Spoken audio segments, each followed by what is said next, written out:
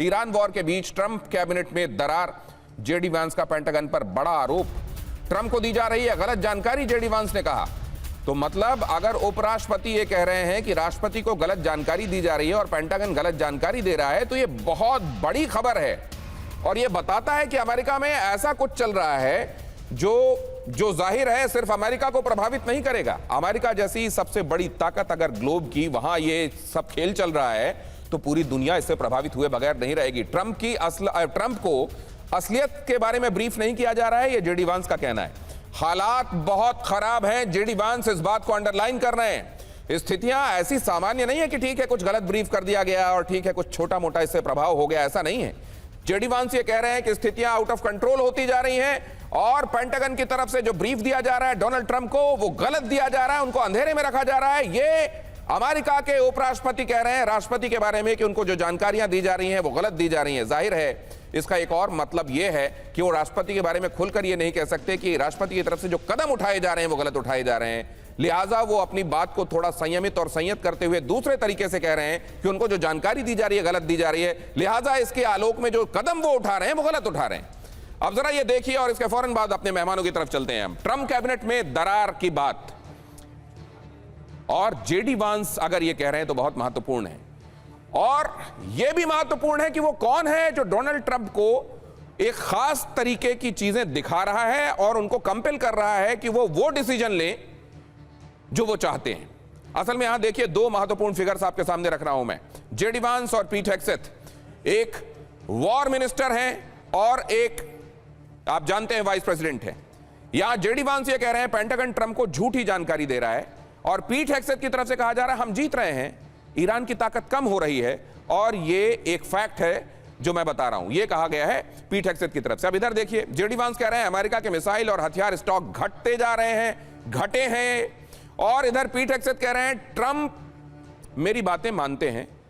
और पीट हेग्सेथ की बातें जो पीट हेग्सेथ के मुंह से आप सुनते हैं, डोनाल्ड ट्रंप उसको अगर रीटरेट करते हुए आपको दोहराते हुए दिखाई देते हैं तो जाहिर है पीट हेग्सेथ का यह दावा कि वो जो कह रहे हैं वही डोनाल्ड ट्रंप कह रहे हैं। मतलब जेडी वांस यहां क्या खुद को आइसोलेटेड पा रहे हैं? पीट हेग्सेथ जो चाह रहे हैं वो डोनाल्ड ट्रंप कर रहे हैं, पीट हेग्सेथ जो दिखा रहे हैं वही डोनाल्ड ट्रंप देख रहे हैं, और पीट हेग्सेथ जो दिखा रहे हैं और बता रहे हैं वो गलत बता रहे हैं। क्या ये बात फ्लैग कर रहे हैं जेडी वांस? और अगर ऐसा हो रहा है तो अमेरिका के अंदर ये गफलत जो चल रही है इसका असर क्या होगा? ये जानबूझकर एक कंफ्यूजन क्रिएट किया गया है, इससे किसी को फायदा हो रहा है, या यही कंफ्यूजन खुद अमेरिका और पूरी दुनिया के लिए एक विनाश की वजह बनेगा? ये एक बहुत बड़ा सवाल है और इसको कैसे देखा जा रहा है हमारे मेहमानों की तरफ से। जनरल पांडे, आप इसको कैसे देखते हैं?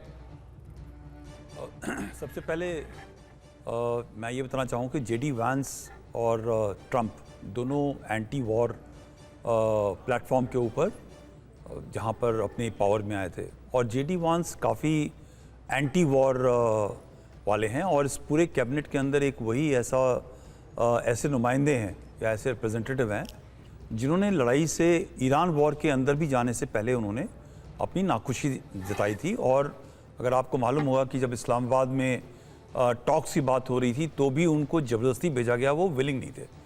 उनका एक कंपल्शन है, उनका कंपल्शन ये है कि वो अपने आप को एक बैलेंस दिखा करके और आगे जो नेक्स्ट इलेक्शंस हैं जिसमें ट्रंप ने हिस्सा नहीं लेना है वो अपने आप को एक रिप्रेजेंटेटिव मानते हैं।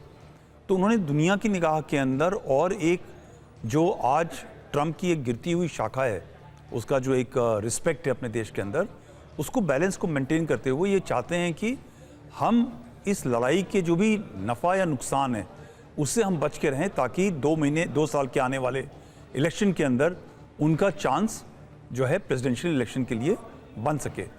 क्योंकि ये जो अभी लड़ाई चल रही है, जैसा अमेरिका ने सोचा था कुछ समय में ख़त्म हो जाएगी, बहुत तेज़ी के साथ में वो अपने सक्सेस को अचीव कर लेंगे, वो ऐसा होता हुआ दिखा नहीं।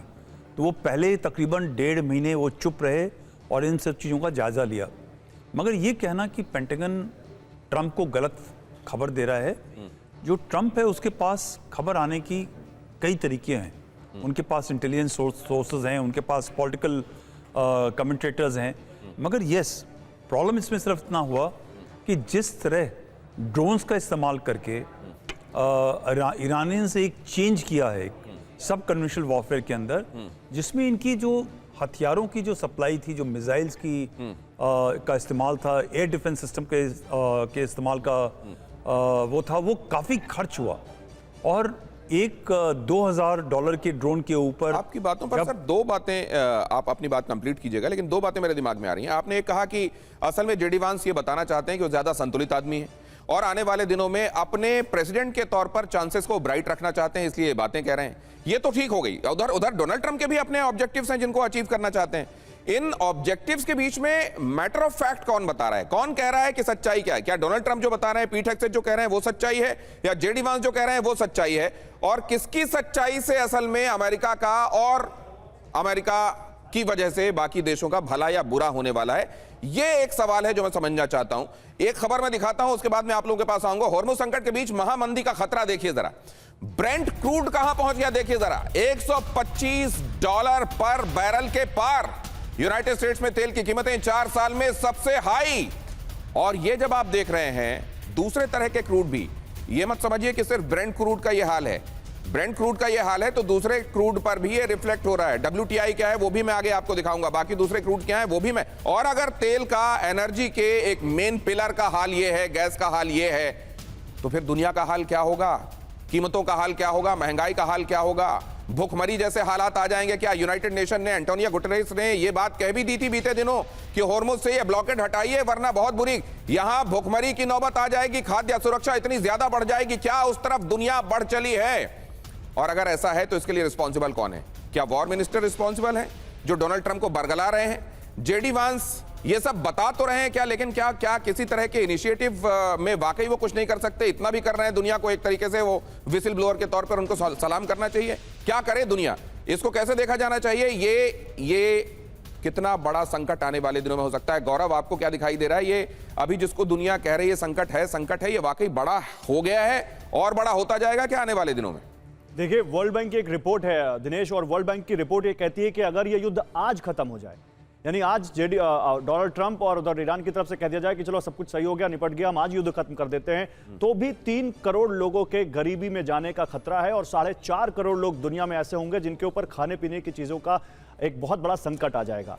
और न केवल ये वर्ल्ड बैंक की रिपोर्ट कहती है, बल्कि हमारी जो वित्त मंत्रालय है उसकी एक रिपोर्ट आई है अप्रैल महीने की, MER जो मंथली इकोनॉमिक रिव्यू है, वो भी कहीं ना कहीं इस ओर इशारा करता है कि आगे हालात खराब हो सकते हैं। हालांकि उन्होंने ये भी कहा है कि भारत ज्यादा लचीलेपन की स्थिति में है और भारत लॉन्ग टर्म में इसको अगर सोचे तो इस पर ओवरकम कर सकता है। लेकिन चाहे देसी बात करें या ग्लोबली बात करें, देखिए अमेरिका में महंगाई जो मार्च की है 3.3% के लेवल पर आ गई है, जो फरवरी में 3% से कम पे थी, अराउंड 2.5 के या 2.4 के आसपास थी। यूरोप में महंगाई बहुत बढ़ रही है। यूरोप में लगातार वहां के नेता कह रहे हैं कि ये वॉर रोको वरना महंगाई इतनी पार जाएगी और उसके खार कर जो सेंट्रल बैंक्स होंगे उनको रेट बढ़ाने पड़ेंगे अपने इंटरेस्ट के, और उसके बाद EMI महंगी हो जाएगी, लोन महंगा हो जाएगा और ये दोधारी तलवार की तरह से उनके ऊपर फर्क पड़ेगा। और उसके बाद IMF का एक बहुत बड़ा प्रिडिक्शन है, और वो अगर हुआ तो दुनिया में और बहुत बड़ा संकट आ सकता है। हमको याद होगा 2008 का लेमन ब्रदर्स का संकट, जब दुनिया में मंदी आई थी, उस वक्त दुनिया की जो ग्रोथ थी वो 2% के आसपास चली गई थी। और ये मानना है IMF का कि अगर दुनिया की ग्रोथ रेट 2% के आसपास आती है तो वो दुनिया में मंदी की स्थिति मानी जाती है, क्योंकि मिडिल ईस्ट के इस संकट ने केवल एशिया ही नहीं, मतलब ये 2008 से खतरनाक स्थिति दिखाई दे रही है अगर हुआ, क्योंकि क्रूड प्राइसेस ऑलरेडी $125 को पार कर चुके हैं।